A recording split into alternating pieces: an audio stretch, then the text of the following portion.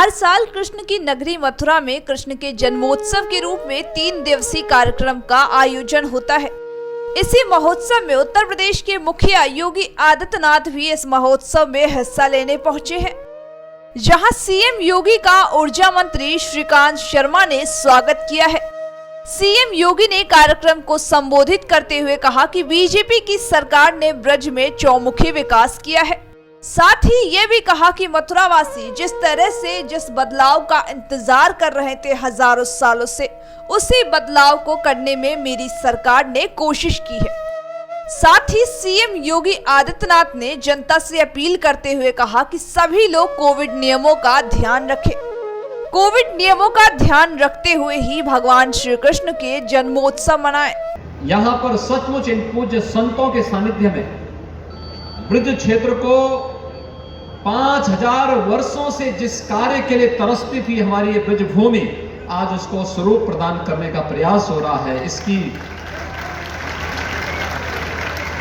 पुरातन परंपरा और काया को बनाए रखते हुए नए कलेवर के साथ ब्रज क्षेत्र को हमें विकास की ओर अग्रसर करना है और इसी दिशा में यह परिषद निरंतर प्रगति के पथ पर ले जा रहा है। उसका एक छोटा सा लघु चित्रण आपके सामने भी इस प्रस्तुतिकरण के माध्यम से देखा।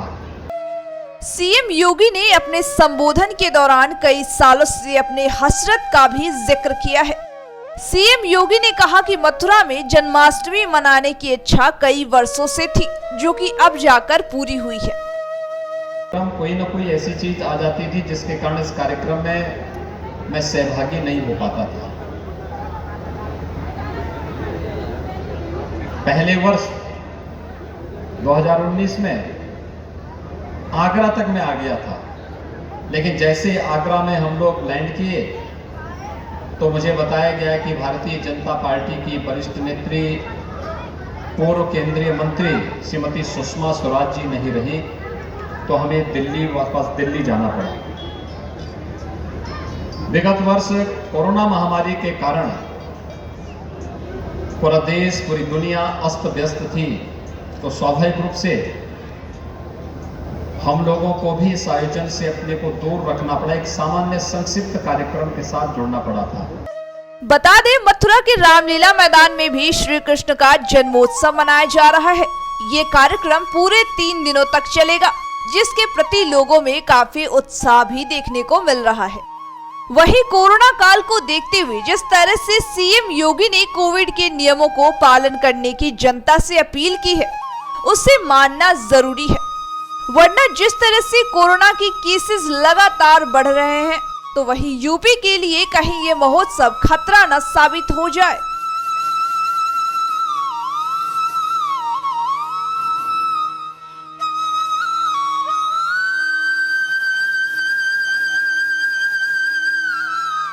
ऐसे ही ताजा तरीन खबरों से जुड़े रहने और उसके अपडेट जानने के लिए जुड़े रहें आप अपने राजपट टीवी चैनल से।